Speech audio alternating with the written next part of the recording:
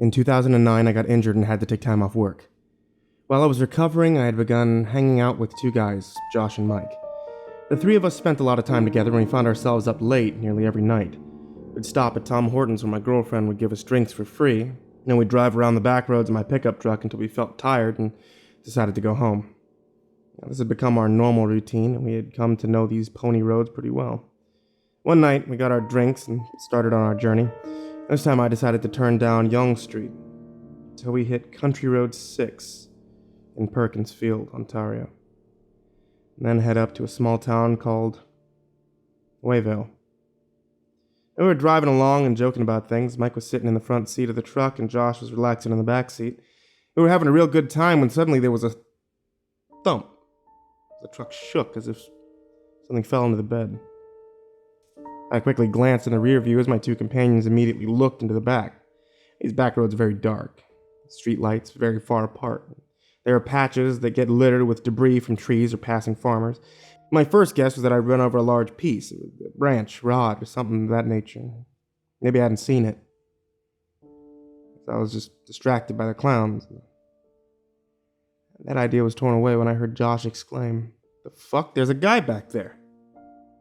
The faint light from the moon and an eerie red glow from my back running lights revealed a large man sitting in the bed of my truck.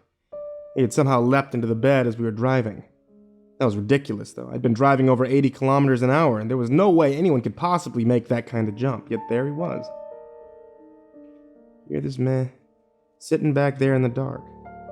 I couldn't make out any features, but he was huge, absolutely a giant, taking up most of the space in the truck bed. This only adds to the impossibility. How could a behemoth like that manage to time an unfeasible leap and account for his large frame to land in something as small as the bed of my truck? Straight up, not able to happen. How'd he get back there? I heard Mike summarize my thoughts in a whisper. I quickly glanced at Mike, who was sitting there with his mouth gaping as he tried to process this. I could feel Josh press against my seat, trying to stay as far back from the rear window as possible. I looked back at the road, but my eyes are drawn to the rear view. The colossal figure just stayed crouching with his massive back to us. The dim lights back there make it difficult to see what he's doing, but he seemed to just be sitting there, just watching the trees whip behind us. "What's this mammoth doing, man?" Josh asked in a low voice. "How would I know? Why don't you open up the window and ask him?" Mike retorted in a sarcastic fear. My mind doesn't have the ability to put together any sentences. My curiosity wants to know about this Leviathan. Who is he? How did he pull off that lunge? What's he planning to do now? That last thought pulls so much more fear out of the shock. What did he plan to do now? But we're on a rural stretch of road with an immense man crouched in the back. Was he just hitching a ride or something sinister? There was no way the three of us could take this guy. He'd swat us like flies. I jerked the wheel as soon as I feel the gravel, lost in the panic for a moment. I had almost taken us into a ditch. If that giant planned to take us out, I'm not going to make it easy for him. I pressed harder on the pedal just to stay focused on the road, keep an eye on the mad behemoth in the back, but stay focused on where we're going. Suddenly there's an intense flash of red that lit up the interior of the truck. Twin gasps came from both Mike and Josh. My eyes flicker to the rear view. I can't see anything, just the red from my running lights shining over the road. So there's something off about them. Something I can't really put my fingers on. My eyes are darting between the road and the rear view. I can't seem to grasp what's odd about this. It's almost like the running lights have grown in intensity, as if the faint red glow has become more luminous and now covers the road more widespread. That's not what's happening. My mind is playing tricks on me. I'm freaking out because there's a gargantuous maniac in the back of my truck and my mind is coming up with illusions. But why did the other two gasp? The giant turns his head again and the interior is lit up again by his bright, shining eyes. I turn around in my seat to get a better look. This is impossible, yet there he is, a gigantic man crouching in the bed of my truck with demonic red eyes lighting up everything they gaze on. What the living hell? I choke out. "Bridge!" Mike screams. My body snaps forward and I see the bridge, now narrowly avoiding swerving off. I hear the tires screech and the bearings groan as I lurch us straight on the road. The red illumination tells me that the giant remains unwavered. I don't dare look at the rear view. The other two are keeping an eye on him. I know if I look back there, I'm going to be stuck gazing at this improbable beast in the back. He's getting closer to the window, Josh suddenly screeches from the back. I glance up from the road, and sure enough, there he was creeping closer to the rear window. The closer he gets, the more I can feel Josh pushing into my seat. What's he after? What the hell does he want? I have to throw him off. There has to be some way to get him out of the back. Why don't you call the cops? I yell, and I begin to make small, quick swerves to throw the assailant off balance. It wasn't deterring him. He presses forward with ease, fixed on us in the truck. He was so close to the rear window that those luminous eyes were lighting up the back seat in a sea of crimson. Mike desperately tries to get his cell phone to turn on. After several failed attempts, he grabs mine, but is met with the same problem. Neither phone will turn on. This is like a living horror movie where the victims are doing everything they can to get help and trying to throw this lunatic off, but Murphy's Law kicks in to seal their fate. Fuck! Mike whips his phone onto the dash. What the fuck are we gonna do? I can hear Josh scrounging around in the back. In the rear view, I can see him searching for something. My eyes are quickly peeled off from him when the giant taps the rear view very lightly.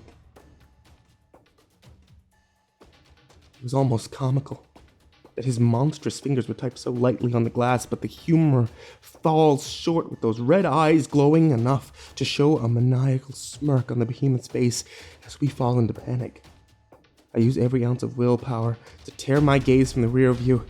This twisted behemoth is toying with us. We can't get the phones to work. We're in the middle of nowhere. Defeat falls heavily on me, and my mind begins to conjure images of what he would do to us. Eventually, I'm going to run out of gas, and then it'll be all over.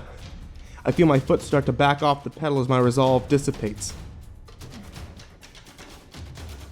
That's when I see the sign.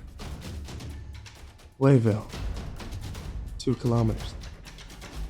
In less than a minute, I would drive into Wayville, and that would bring illumination on this bastard in the back. This would also be the opportunity to turn towards town if I can keep myself rolling at this speed and keep that demonic freak in the back from bursting through my rear window. I'd be able to rush toward the police station and hopefully get some help. With my hope renewed, I press down on my accelerator and gun towards Wayville. My burst of speed must have surprised the giant because for the first time I saw the red glows waver. Ahead I could see that sign and that first street light. In 40 seconds I'd be there. I pushed down harder on the pedal, the engine giving a resounding stir. Suddenly, almost as if in a response, the colossal lunatic in the back lets out a roar. Not a sound that a human could make. This was a roar that would make even the mightiest lion seem like a yowling kitten. It was a roar of pure rage, quickly followed by 2 giant fists hitting the roof of the truck. I could hear the metal dent in, causing me to floor the pedal just a few more seconds. He hits the window with a heavy force, but it held. I could see the street light in front of me, lit by that glorious light. In the rear view, I see a large web of brakes in the window. Suddenly, with another enraged roar, the giant leaps out of the back just as we cross into the brilliance of that street light. I slam on the brakes, and Mike's phone comes to life as if rejuvenated by the light. Josh and I both stare into the darkness behind us. Off to the side, I can see the red glow disappearing into the bushes. Mike is babbling on the phone to the dispatcher. Not much of it makes sense, I'm sure. I think that he's on some kind of lucid drug. Hell, I'd think he was demented as well if I hadn't just witnessed it firsthand. After several minutes, I finally turn back to the front of the truck and bask in the safety of the streetlights above us. Mike turns to me. They're dispatching an officer. I'm sure they'll take it a bit more seriously when they see the damage. I don't even care right now. I chuckle softly. Right now, I'm just glad that fucking thing's gone. Josh laughs nervously behind me, but in the rear view, I can see he's still searching. I shrug it off, just stare forward. The houses and businesses in front of me are comfort enough. We stay in a semi-relaxed mood for a while, letting the silence build. There's nothing really to say. Speculating what that was would just make us more uneasy. At the moment, we're just enjoying the fact that we're alive. Eventually, Josh gave up his search for a scrap of the giant. Pretty sure he's long gone. probably off terrorizing some other car. Flash of red. Time stands still and the air drains from my lungs. He's back, he's coming, it's over! I lurch forward to pull the truck into drive when the corresponding flash of blue from the police car finally follows, a half instant later. I breathe a sigh of relief and I hear my companions do the same. I get out of the truck and speak to the officer. "The hell happened to your truck?" the officer says as he looks at the aftermath.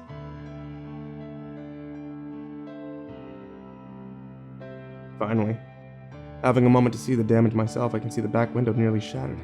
The roof of the truck has two large dents as if two logs fell from a great height.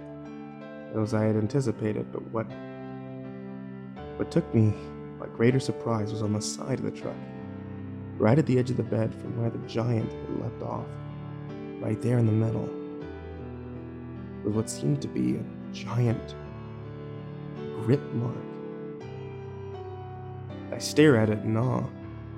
I turn to the officer and recount my version of the events. The officer seems very calm as he takes down my tale. He looks like he's heard all this before. Even after Mike and Josh give their versions, he seems to take it all very seriously. After handing me the report I need for the insurance, he starts walking away. My curiosity gets the better of me.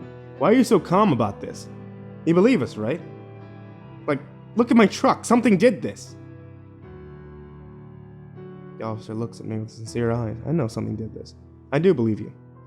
You're the third one tonight who's told me a very similar story about a gigantic man." My heart sank. I let the officer go without another word. We got back into the truck and headed towards town. Along the way, I kept catching faint glances of red in the tree line. I didn't slow down. I kept to myself, although I'm fairly certain the other two saw it too. We just stayed quiet the whole way back to town, believing that we'd never speak of it again. No. We were wrong.